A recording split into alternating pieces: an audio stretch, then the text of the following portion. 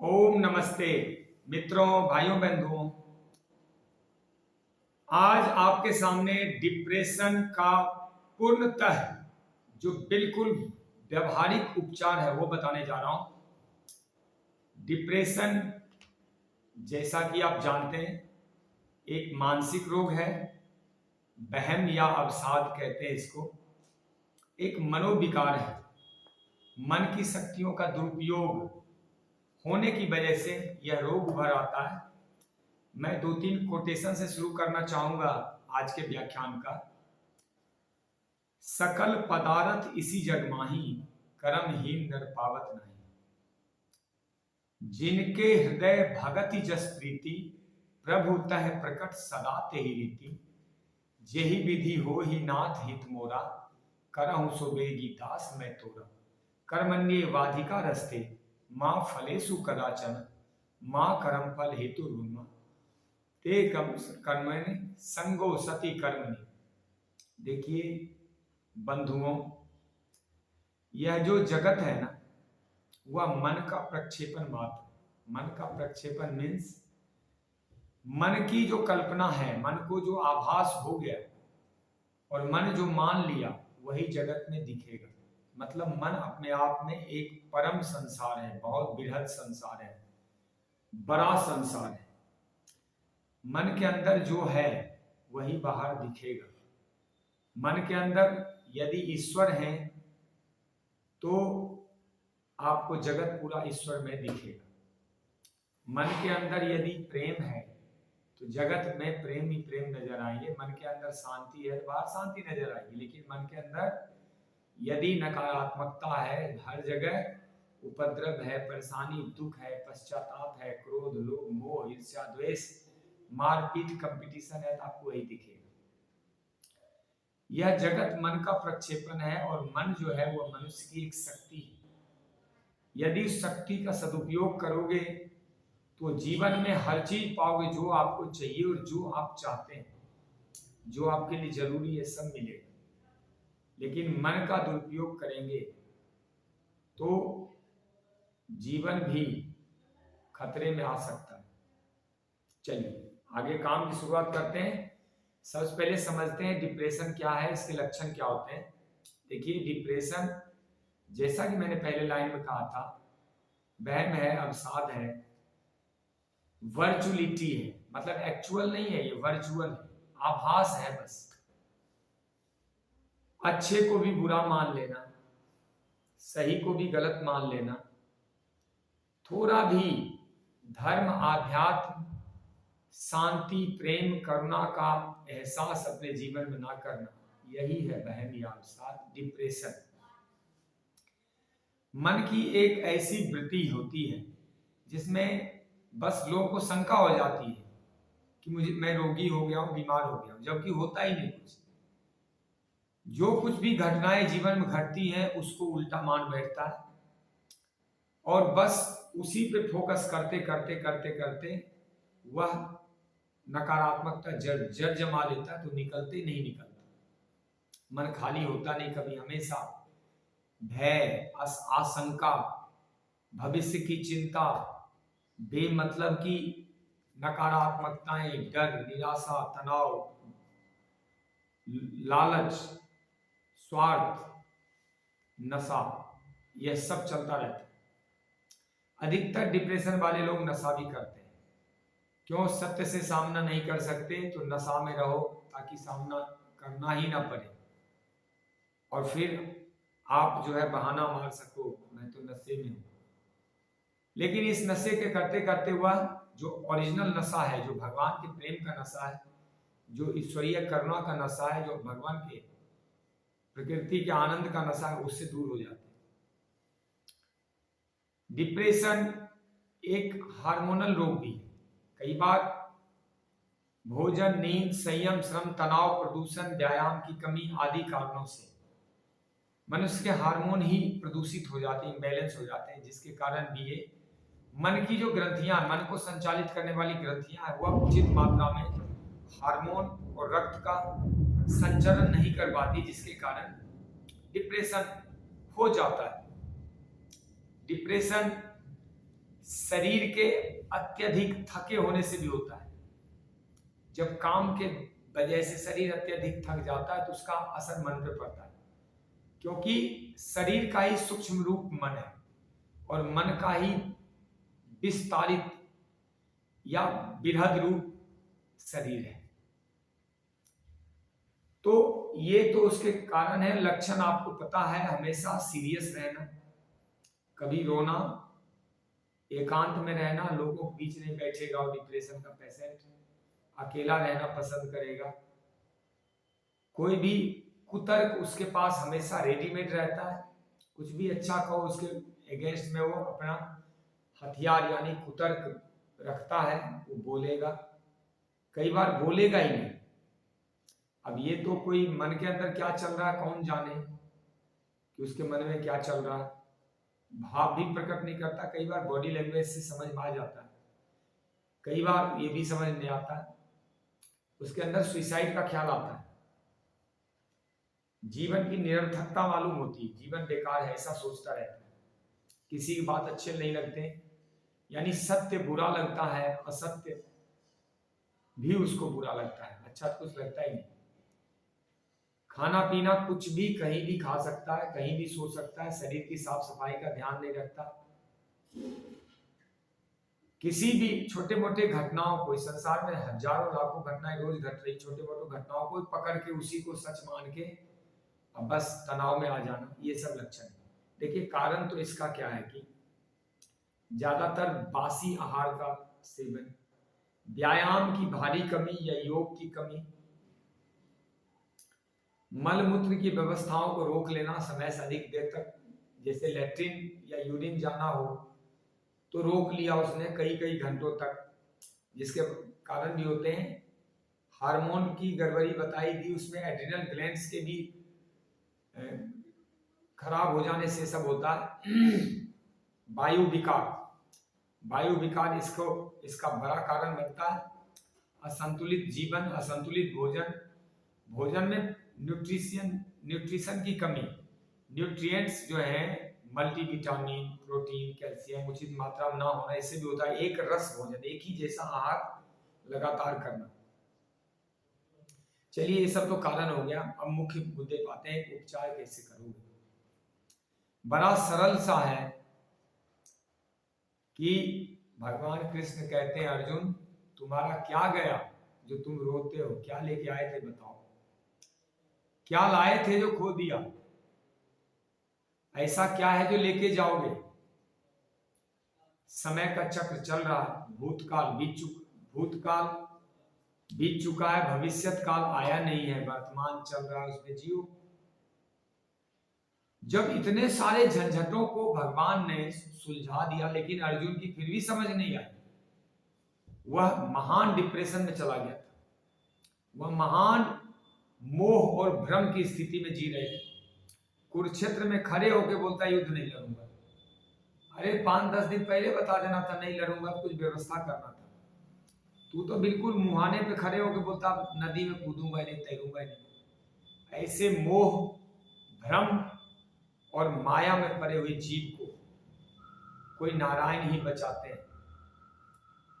जब मनुष्य ऐसे डिप्रेशन में पड़ जाता है, जब अपने निज कर्म और धर्म को भूल जाता है, तो फिर नारायण एक वाक्य कहते हैं अर्जुन को, वह वाक्य मैं आपके सामने प्रस्तुत करना चाहता हूं। नारायण कहते हैं तस्मात् योगी भव अर्जुन, बोला अर्जुन ये सब झंझट छोड़ दे, मैंने जितने भी ज्ञान कर्म भक्ति उपदेश तेरे को जब तब समझाए, यज्ञ योग समझाए, सब छोड़ दे, तू योगी हो जा। जो योगी हो जाएगा उसके जीवन में ज्ञान भी आ जाएगा, धर्म भी आ जाएगा, उसकी मुक्ति भी हो जाएगी, उसके जीवन में आनंद के द्वार खुल जाएंगे। अब युद्ध नहीं रहा, वो उसके लिए खेल हो गया, क्योंकि नैनम छिन्दन्ति शस्त्राणि नैनम दहति पावकः न चैनम क्लेद्यन्ति आपो न शोषयति मारुतः। तुम्हें न अग्नि जला सकती, न शस्त्र काट सकता है, न जल गीला कर सकता, न वायु सुखा सकती है। तुम्हें किस बात का भय है?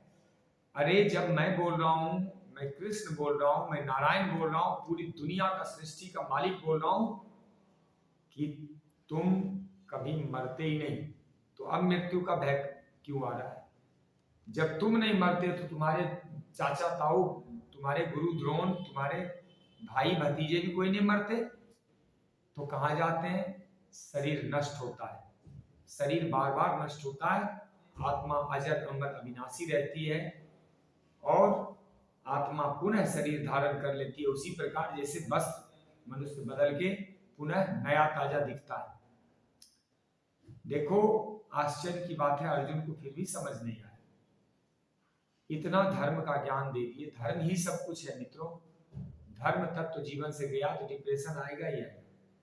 धर्म तत्व गया तो अभाव, गरीबी, अहंकार, अज्ञान, स्वार्थ, माया ये जकड़ेगा चकड़ेगा। आपकी विराटता खत्म हो जाएगी, आपका बड़ापन खत्म होगा, छोटा हो जाएंगे, आप शुद्र हो जाएंगे, आप में ब्रह्मणत्व तो नहीं आएगा, आप में पशुता से दिव्यता नहीं आएगी, पशुता नहीं रह जाएंगे, आपसे लघुता से विराटता नहीं आएगी। तो अंत में भगवान क्या करते हैं? उसको दिव्य रूप दिखाते हैं। जब भगवान विश्व रूप दिखाते हैं, दिव्य रूप दिखाते हैं, अर्जुन का मोह फट जाता है और उसी टाइम वो निज धर्म में प्रवृत्त हो जाता है। जो उसकी वृत्ति झुलस गई थी वह वृत्ति फिर से हरी ताजी हो जाती और अर्जुन अपने निज कर्म के लिए गांडी उठा लेता है। ऐसे ही जब आप योग करेंगे ना तो आपको निज धर्म का भान होगा, निज स्वरूप देख लेंगे, आप देख लेंगे कि आप कौन है और तब डिप्रेशन फट जाएगा। तो पहला उपचार मैंने बताया, आपको समझाने के लिए थोड़ा समय लिया। पहला उपचार ये है कि योग करो। योग में ज्ञान भी है, सेहत भी है, शांति भी है, समृद्धि भी है, सेवा भी है, सहयोग भी है और मुक्ति मोक्ष भी है, आत्मदर्शन भी है, ध्यान भी है। ध्यान में जाके स्वयं को, ईश्वर को देख सकते हो। भगवान ने कहा भी है कि मैं केवल योगियों के ध्यान में आता हूँ। कहाँ रहते हैं भगवान? ऐसे नहीं दिखेंगे, उनका जगह पक्का है, वह सिर्फ योगियों के ध्यान में आते हैं। क्योंकि योगियों के ध्यान में मैं अपना ही स्वरूप तो देखता हूँ और मैं स्वयं ब्रह्म हूँ, मैं स्वयं नारायण हूँ, मैं स्वयं ईश्वर हूँ। तो आइए अब उसका मीनिंग आपको समझाते हैं। भगवान ने कहा है सकल पदार्थ ऐसी जगमाई, कर्महीन नर पावत नाई। दुनिया में जो कुछ आपको चाहिए सब इसी जगत में प्रकट है, मौजूद है, उपलब्ध है, लेकिन कर्महीन बन के आप कुछ नहीं पा सकते, कर्मवीर बन। फिर क्या कहा है? उन्होंने कहा है कि जिनके हृदय भगति जस प्रीति, प्रभु तह प्रकट सदा तेरी थी। देखिए भगवान का ये आदेश है। मनुष्य जीवन है तो कुछ तो इसके लिए मैनुअल, कुछ नीति निर्देश, कुछ तो इसके लिए व्यवस्थाएं हैं ना। बिना नियम के तो प्रकृति भी नहीं चलती, न सांसें चलती है, न देह चलता है, न मन चलता है। हर का एक कानून है, हवा भी चल रही थी कानून से। तो जिनके हृदय भक्ति, मतलब क्या होता है पता है? ज्ञान की पराकाष्ठा, कर्म की पराकाष्ठा, धर्म की पराकाष्ठा, अब आ गया प्रेम की पराकाष्ठा ही भक्ति बन जाती है। प्रेम जब उच्चतम शिखर पे पहुंच जाती है तो भक्ति में बदल जाती है, पूरी तरह समर्पित हो जाता है मनुष्य। वह अपने जीवन के सब फूल और कांटे प्रभु के चरणों में विसर्जित कर देता है। हर जीवन के हर घटनाओं, दुख और सुख, हानि लाभ, उतार चढ़ाव, जीवन मृत्यु, अंधकार प्रकाश को वह भगवान का आदेश मान के सिरोधार्य कर लेता है, अपने सर पे धारण कर लेता है और तब जीवन उसका मुक्त होने लगता है। फिर डिप्रेशन कहाँ? डिप्रेशन तो तभी तक है जब हमने स्वीकार नहीं किया या ईश्वर की व्यवस्थाओं का आगे सरेंडर नहीं किया। जीवन में नहीं कहता हूं स्वीकार करो हर चीज, जहां युद्ध की जरूरत है वहां युद्ध करो, जहां बुद्ध की जरूरत है वहां बुद्ध लगाओ, और जहां शुद्धता की जरूरत है, जहां सरेंडर की जरूरत है वहां सरेंडर कर दो। यही है उपचार। मेरे पास मान लीजिए 1000 रुपए हैं और 100 रुपए एक पॉकेट से गिर जाए, तो मैं 100 रुपए का शोक मनाऊं या 900 रुपए जो बच गए उसका उत्सव मनाऊं? बस इसी में आपका जवाब मिल जाता है। मैं तो 900 रुपए का उत्सव मनाना चाहूंगा, मेरे 900 रुपए बच गए। और जो डिप्रेशन में घिरे हुए लोग हैं वह 100 रुपए का शोक मनाते हैं कि मेरे 100 रुपए गुम हो। बस थोड़ी सी वृत्ति बदल देनी, थोड़ी दृष्टि बदल देनी। एक विपदा आई, एक आपदा आई, कठिनाई आई। अब हम उसको कठिनाई को सोच के रो रहे हैं। मेरे पास आए थे पीछे एक पेशेंट आया था, उसका अच्छा खासा जॉब था, उसने बेवकूफ़ी में जॉब छोड़ दिया, सिर्फ थोड़ी सी अकड़ या अज्ञानता की वजह से या थोड़ा ईगो की वजह से और ऐसा हुआ कंपनी ने उसको निकाल दिया। आज उसके पास जॉब नहीं और जो है वह बहुत ही उबाऊ है और उसके लायक नहीं। पढ़ा लिखा बंदा था। मैंने आधे घंटे जैसे गाइड की, उसको चीज़ों को समझाया, उसके सौभाग्य के द्वार खुल गए, उसका डिप्रेशन तनाव दूर हो गया। मैंने उसको कहा कि हो सकता है आपका जो जीवन है वह दूसरों कामों के लिए निर्माण किया प्रभु ने, तो यह जॉब छूट गया तो उसका उत्सव मनाओ ना। जो जॉब है या तो उसमें पूरे डट के करो या उसको भी छोड़ो। जो सही काम है उसको पकड़ो, या अगर सही काम पकड़ रखे हो, थोड़ा दिक्कत हो रही तो भी मत छोड़ो क्योंकि काम सही है। धीरे धीरे आप कम से कम अपने मंजिल को पा जाओ। तो मैं ये कहता हूं कि जो कुछ भी कठिनाई जीवन में आती है एक रास्ता जरूर लेके आती है, एक अवसर जरूर लेके आती है। मोदी जी कहते हैं आपदा में अवसर। आप negative thinker sees an adversity in every opportunity, but a positive thinker sees an opportunity in every adversity। सकारात्मक सोच के लोग हर कठिनाइयों में अवसर देख लेते हैं, नकारात्मक सोच के लोग हर अवसर में कठिनाइयां ढूंढते रहते हैं। दरअसल डिप्रेशन जो है वह एक अज्ञानता है, एक अहंकार है, एक पाशविक वृत्ति है। मनुष्य जीवन में किस बात का डिप्रेशन? अरे दुख आया, वो दुख को खत्म करेंगे, दुख पे विजय पाएंगे तब तो अनुभव बनेगा वो, और वही मेरी पूंजी होगी, वही मेरी कीमत होगी। कठिनाई ना आए जीवन में तो कौन कुछ टेक्निक सीख सकता है, कौन कुछ विद्या सीखेगा और कौन कोई भी एक उसका उपचार ढूंढेगा। रोग है इसलिए तो डॉक्टर अध्ययन करके डॉक्टर बनते हैं ताकि उसको ठीक कर सके, और इसीलिए डॉक्टर को वेतन मिलता है, डॉक्टर को पैसे मिलते हैं। समस्या आती है जब सुलझाते हैं तब तो अनुभव खिलता है। ये तो पता ही नहीं होगा लोगों को समस्या सुलझाते कैसे। यह जो समस्या है, यह समस्या ही जीवन है। जीवन का नाम ही है झंझट समस्या। यदि आप उस समस्या में छुपे हुए उस रहस्य को देख पाए, जो कुंजी है उसका, समस्या के साथ ही समाधान छुपे हुए, तो आपको डिप्रेशन नहीं रह सकता। तो पहला तो मैंने कहा योग करो, और 30 मिनट योग के अंदर जो ध्यान विधि है वो जरूर करो। 30 मिनट आंखें बंद करके अपने मस्तिष्क को रेस्ट दो, बिल्कुल उसको ढीला छोड़ दो। जहां भटकता भटकने दो, उसको बांधो मत, रोको मत, किसी बिंदु पे स्थिर मत करो, बस आंखें बंद रखो, मन को घूमने दो। जहां बोला मौज कर दो, ऐसा कर, जहां विचरण करना है कर लो। आप देखेंगे कि कई समस्याएं सुलझ जाएगी जब आपका मस्तिष्क आराम पाएगा, तो नए नए कंस्ट्रक्टिव आइडियाज लेके आएगा। आपका मस्तिष्क जब आराम पाएगा तो इतना हल्का हो जाएगा कि जैसे बोझ उतर गया। इसी तरह आसन करो, प्राणायाम करो, योग जरूर करो। योग से ही जीवन में तमाम खुशियां आती, सेहत आती, शांति आती, धन आते हैं, सेवा सहयोग आती है, मुक्ति आती है, प्रेम आता है, सत्य न्याय करुणा धर्म का बोध होता है। पहला तो योग मत करो, योग के अंदर ध्यान जरूर करो। दूसरा नेचुरोपैथी अपनाओ, आके नेचुरोपैथी चिकित्सा करो। प्रकृति के संपर्क में रहोगे तो तनाव होगा ही नहीं, क्योंकि ईश्वरीय प्रेम किसको अच्छा नहीं लगता बताओ? सत्य किसको अच्छा नहीं लगता? न्याय किसको अच्छा नहीं लगता? प्रेम किसको अच्छा नहीं लगता? सेवा, मान सम्मान, धन किसको अच्छा नहीं लगता? स्वास्थ्य किसको अच्छा नहीं लगता?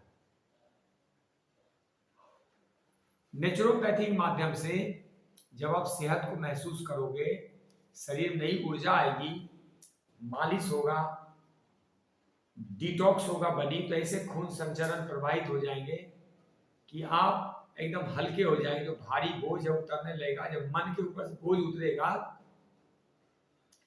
तो मन जो है बिल्कुल शांत, खुश, प्रेम में हो जाए।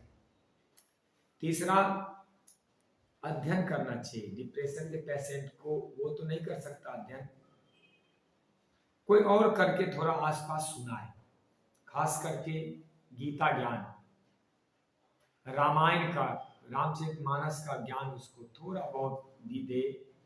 रामचरितमानस जिसने एक बार पी लिया ना, डिप्रेशन तो क्या, मृत्यु भी उसको नहीं डरा दिखा सकती।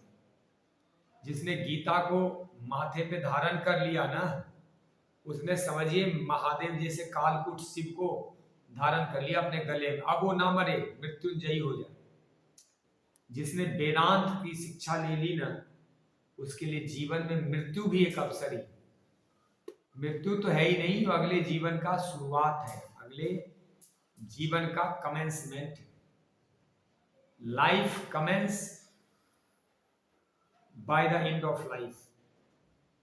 एक जीवन का अंत नहीं है, जीवन का प्रारंभ है, जीवन का भोर है। इसी प्रकार आहार में मैं थोड़ा और कहना चाहूंगा इसके ऊपर। देखिए धर्म ग्रंथ में क्या है पता है, आपका स्वार्थ, आपका लालच, काम, क्रोध, मद, लोभ, मोह, ईर्ष्या, द्वेष, अहंकार, अज्ञान, अकर्मण्यता, ये सब धो डालता है। जो बचपन के बाद 55 तक में जो कलुषताएं चढ़ गई, जो कालापन चढ़ गया, गंदगी चढ़ गई आपके तन पे, मन पे, धन पे, सांसों पे, जीवन पे, शरीर पे, वह सब धुलाई कर देगा ये। इसलिए बार बार कहता हूं, धर्म में जाओ, सत्संग में जाओ, शास्त्रों में जाओ। मनुष्य मर जाता है, शास्त्र जिंदा रहते हैं, उसके लिखे हुए कहे हुए चीजें कहानियों के माध्यम से भी जिंदा जरूर रहती है।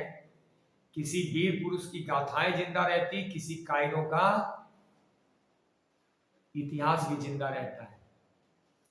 तो राम हमारे बीच में, लेकिन रामायण तो है, उनकी गौरव गाथाएं तो आज भी हमारे बीच है।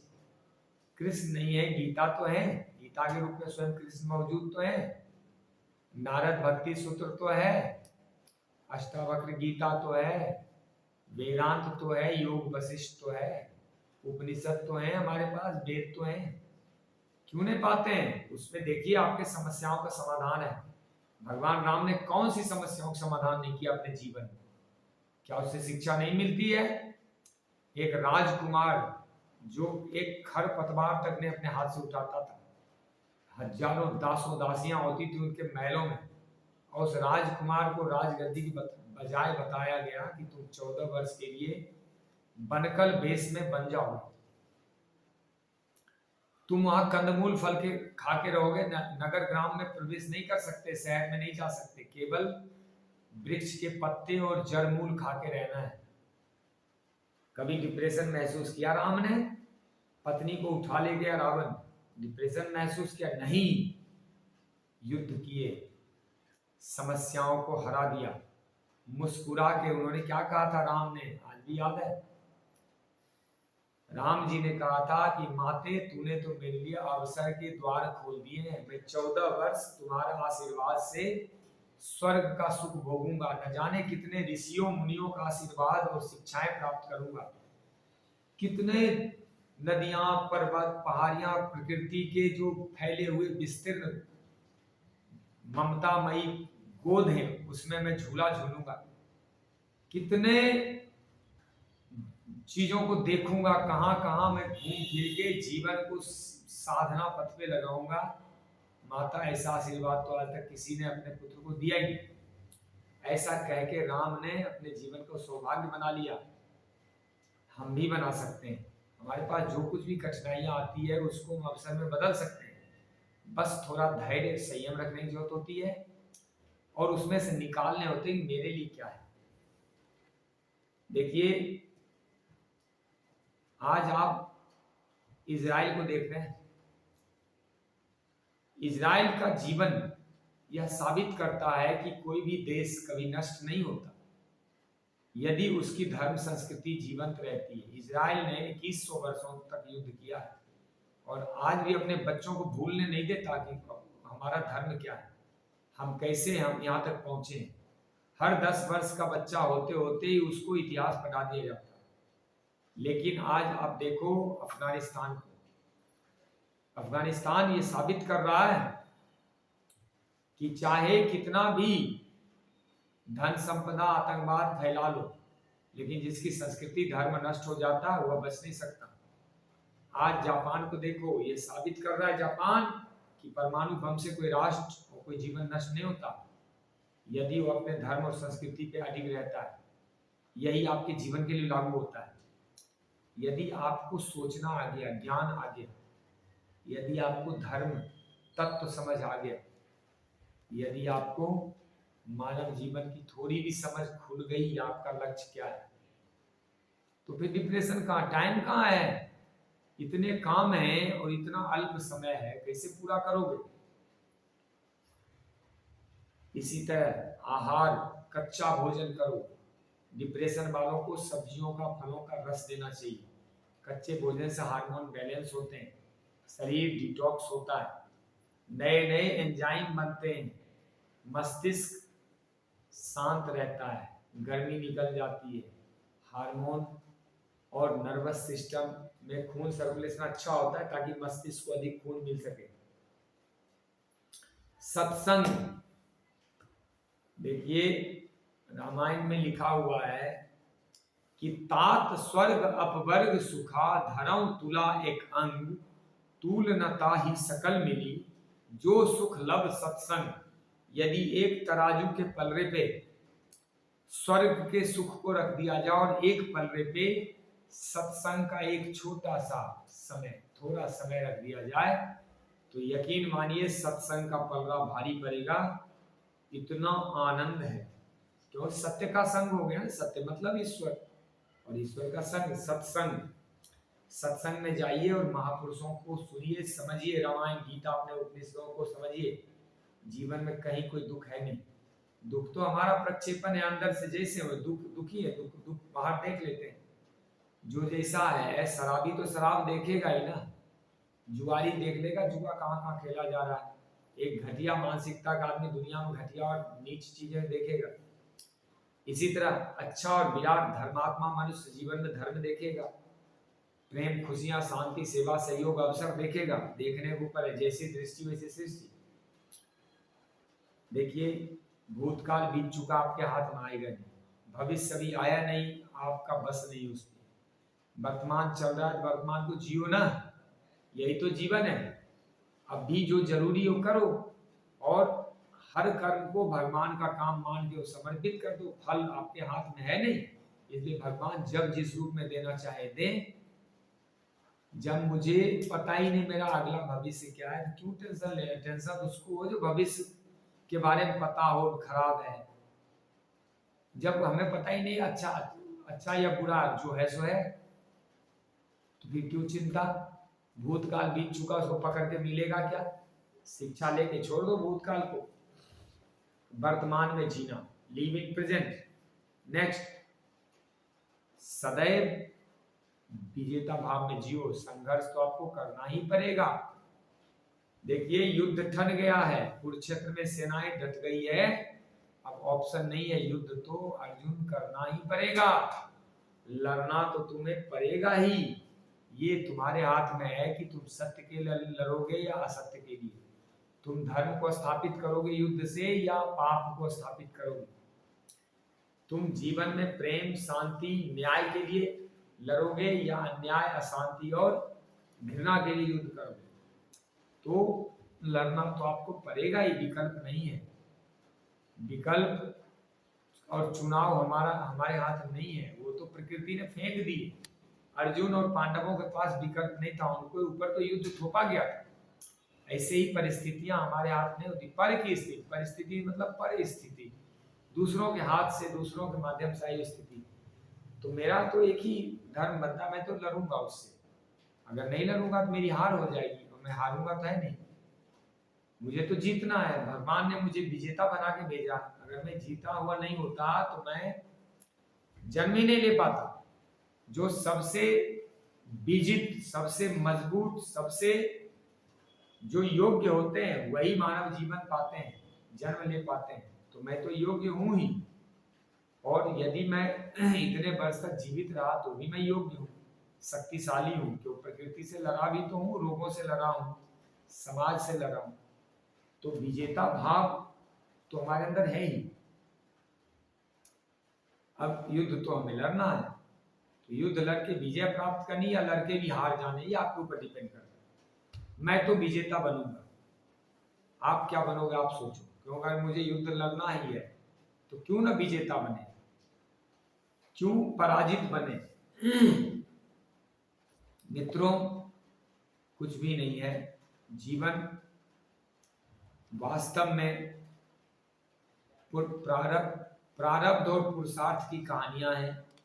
प्रारब्ध मतलब होता है जो आपने मान लिया वही आपका जीवन बन जाएगा। जैसे आपने मान लिया कि मैं स्वस्थ हूं तो स्वस्थ हो जाऊंगा, आपने मान लिया बीमार हूं, बीमार हो जाओगे। मान्यता ही तो जीवन है, जो मानोगे वही पाओगे। क्योंकि हमारे पास होता है सबकॉन्शियस माइंड, जिसको कहते हैं अवचेतन मन, उसके अंदर शक्ति बहुत होती है। उसका एक ही काम है, जो आप कहोगे ना वही उपलब्ध करा देगा। तो अवचेतन मन की शक्तियों का यूज करके क्यों ना हम अपने जीवन को अच्छा बना लें, विजेता बना लें। और दूसरा जो होता है वो होता है पुरुषार्थ। मान्यता के अनुसार जैसा कर्म करो वैसा जीवन बनेगा, तो जीवन आपके हाथ में आ गया ना। मैं जैसा मानूं वैसा जीवन बनेगा, और जैसा कर्म करूंगा वैसा परिणाम मिलता जाएगा। तो ये दोनों को अच्छा बना लो और विजेता बन जाओ।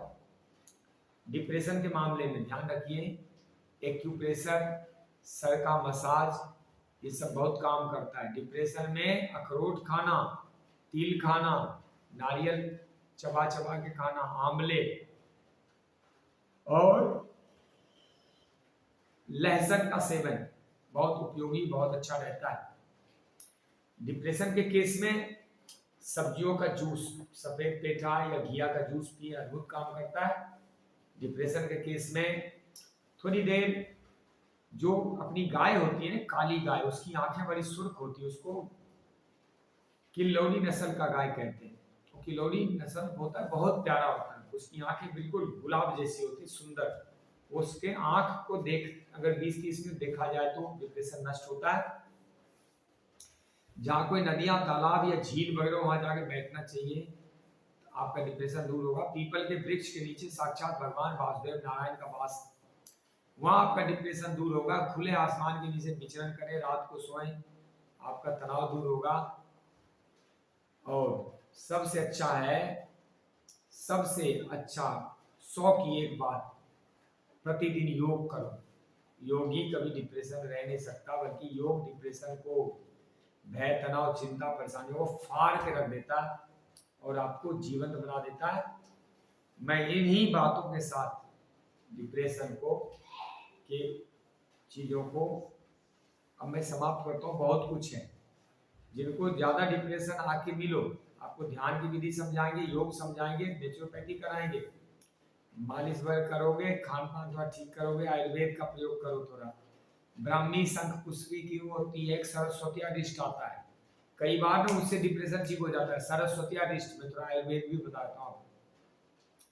अजवाइन, सौंफ, दालचीनी और सोंठ या अदरक, तुलसी, सबकी चाय पियो, इससे भी डिप्रेशन ठीक होता है। गोमूत्र का सेवन करो। जहां पे ऐसा बताते हैं कि जहां बकरी बंधी होती है ना, या जहां आप कहीं बैठते हैं आधे घंटे बकरी को बांध दें तो भी उससे डिप्रेशन दूर होता है। ये पता नहीं क्या विज्ञान है।